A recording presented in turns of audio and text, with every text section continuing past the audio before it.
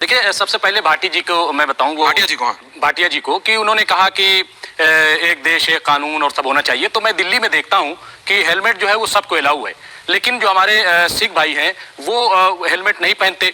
और ठीक है, अगर उनके ऊपर पगड़ी, मैं उस पर सवाल नहीं उठा रहा हूं, लेकिन जो बहन बैठती हैं उनकी गाड़ी पे तो उन पे पगड़ी नहीं होती, लेकिन वो भी हेलमेट नहीं पहनती हैं। तो क्या वो चाहेंगे कि ये कानून खत्म हो जाए? मैं उनसे नंबर एक, क्या पगड़ी और हेलमेट, क्या पगड़ी और हेलमेट और क्या बच्चियों का जिंदगी, नहीं, आप उसको हटाना एक ही बराबर है, एक ही तुलना है। पहनना चाहिए। क्या तुलना की आपने यार, कमाल कर दिया आपने भाई साहब। मतलब कोई आदमी, अभी मैं कल को कहूं कि बुर्का क्यों पहनते हैं मुस्लिम लेडीज, बुर्का क्यों पहनती है, या हम पगड़ी क्यों पहनते हैं? देखिए भाई साहब, कानून क्या आप बताइए। राम राम सभी दोस्तों को। और दोस्तों, कैसे हो आप सबका स्वागत है आपके अपने चैनल हिंदी तड़का में। ये इस्लाम के जो ठेकेदार बने फिरते हैं, रिजवी, शोएब जमाई, अब यूसीसी आने पर ये फिर अपने मुसलमान भाइयों को गलत शलत भड़का रहे हैं कि हाँ, यूसीसी आने से ऐसे हो जाएगा, वैसे हो जाएगा। इसी पर रिजवान अहमद ने और भाटिया साहब ने अच्छा खासा इनको समझाया कि हाँ भाई, यूसीसी के आने से क्या हो सकता है, मुसलमानों के लिए कुछ गलत नहीं है। और जब ये आगे से बकवास करने शुरू हुई तो फिर उन्होंने अच्छी खासी क्लास लगाई। रिजवान अहमद का तो आपको पता ही है कि हाँ, वो तो इनको पूरे आड़े हाथों लेते हैं। बहुत मज़ेदार डिबेट है। अगर आप चैनल पर नए हैं तो चैनल को सब्सक्राइब करें और वीडियो को लाइक एंड शेयर करें और घंटा शंटा भी ज़रूर दबाएं। चलो चलते हैं वीडियो की तरफ। धन्यवाद। इस वक्त पहनना चाहिए कि नहीं पहनना चाहिए? हम अपने बच्चों की बात कर रहे हैं, छोटी बच्चियों की, 18 साल की बच्चियों की बात कर रहे हैं, उनकी जिंदगी की बात कर रहे हैं। आप 9 साल की बच्ची की शादी करा रहे हैं, बिल्कुल मैं नहीं करा रहा। उसको आप कानून से मिला रहे हैं कि भाई हेलमेट क्यों पहनते हैं, हेलमेट क्यों पहनते हैं? देखिए भाई साहब, मैं आज भी एक बात को बड़े क्लियरली आपको बता रहा हूँ, और वैसे आपकी नॉलेज के लिए बता रहा हूँ कि ये कानून की जो बात कर रहे हो आप, ये बच्चों की जिंदगी का सवाल है, इसमें छोटी बच्चों की लाइफ का सवाल है, इसमें उनकी शादी का सवाल है। मेरे सवाल भी बताइएगा, भारतीय जनता पार्टी के प्रवक्ता नहीं मौजूद है, पता नहीं क्यों नहीं आए। जिनकी बच्चियों की शादी हो गई है उनका क्या करेंगे आप? जिन बच्चियों की चाइल्ड मैरिज हो गई और देश में हो गई, उनका क्या करेंगे? क्या इस बात पर अपने खिलाफ जो है आप अपने आप को मानेंगे कि आपकी कमजोरी रही? या बिल्कुल सही पॉइंट है कि अगर एक लड़की की शादी हो जाती है और बाद में पता चलता है वो उम्र में कम थी, वो अपनी ससुराल अपने हस्बैंड के साथ 10 दिन, 15 दिन, 2 महीने रह लेती है, तो उस लड़की का क्या होगा?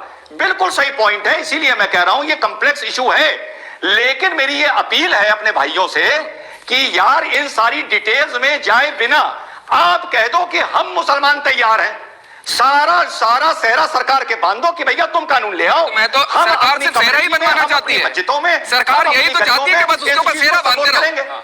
हाँ, सबने कहा था ये कि वन नेशन वन कानून की बात करते वक्त कम से कम भाटिया जी को सतर्क रहना चाहिए, वरना मुसलमान ये भी कहेंगे कि जिस तरह हमारे सिख भाइयों को दाढ़ी रखने की फौज में और पुलिस में इजाजत है, हमारे मुसलमान भाइयों को भी यहाँ से दाढ़ी रखने की फौज में और पुलिस में इजाजत हो जाए तो बहुत अच्छी बात है। मैं मान लूंगा कि हमारे भाटिया जी जो है बहुत सही बात कह रहे हैं और बहुत न्यायपूर्ण और जस्टिफिकेशन होगी।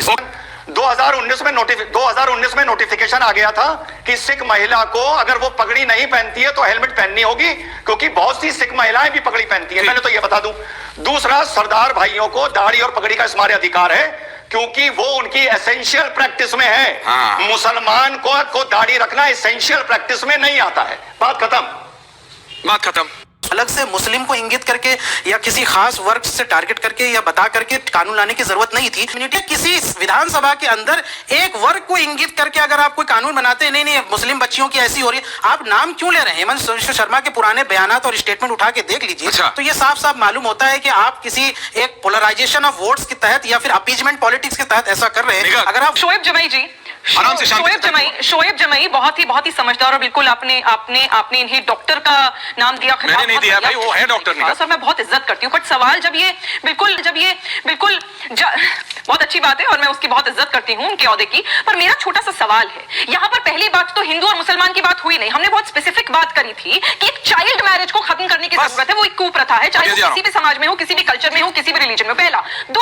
दूसरा, शरिया लॉ में क्या लीगल एज एक बच्चे की क्या है शादी करने के लिए वो इनसे पूछिए। अगर 13 साल की बच्ची की हमारे यहाँ शादी करा दी जाती है मुसलमान कौम में, तो क्या वो सही है, क्या वो गलत है, इस बात का जवाब दीजिए, तब आप हिंदू बेटियों की बात करिएगा। और भारत सरकार हो या हेमंत बसवा जी की सरकार हो, दोनों ही का एक ही उद्देश्य है कि चाइल्ड मैरिज को खत्म करना है। उन्होंने धर्म की बात नहीं करी, पर आप टीवी पर बैठकर बड़ी जिम्मेदारी के साथ हिंदू बच्चियों की बात कर रहे हैं, हम सारे धर्मों की। वहीं से आपका कहां टारगेट जा रहा है और किस तरह की पोलराइजेशन आज आप टीवी पर बैठकर नेता बनने की होड़ में कर रहे हैं, वो सबको दिख रहा है। मेरा सवाल यह है कि क्या आप शरिया लॉ की यहाँ टीवी पर बैठकर ऑन एयर, सबसे बड़ा शो है ऐश्वर्या का और भारत का, क्या यहाँ पर आप बैठकर उसकी मुखालिफत करेंगे और बोलेंगे कि शरिया लॉ में जो 18 से कम साल की बच्चियों की शादी करने की इजाजत दी जाती है और प्रेग्नेंट कर देने की इजाजत दी जाती है, वो सही है या गलत है? उसका सवाल, उस सवाल का जवाब दीजिए। फिर मुझे लगे कि आप आज अनबायस्ड होके नेता बनने की होड़ में ना होके सवाल का जवाब देंगे। डॉक्टर जमाई जवाब तो सिख धर्म में तो ये है नहीं, बट ये प्रथाएं जो गांव में खेड़ों में आज भी चल रही हैं, ये 100% रॉन्ग है, ये गलत है।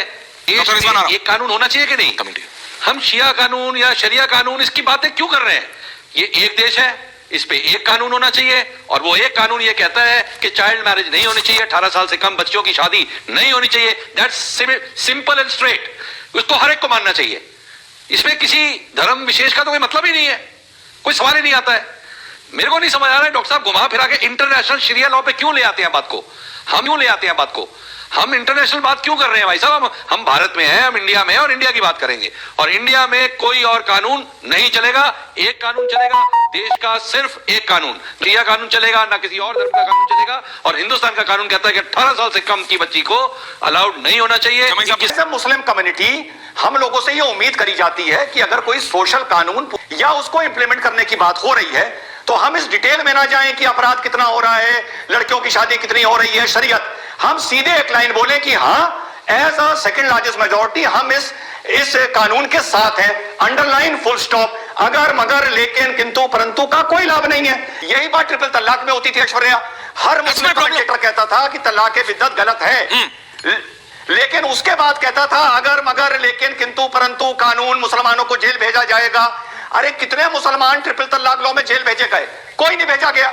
ओईसी कहता था मुसलमान आदमियों को जेल भेजने का मंसूबा है। हमें एज अ कम्युनिटी सपोर्ट करना चाहिए।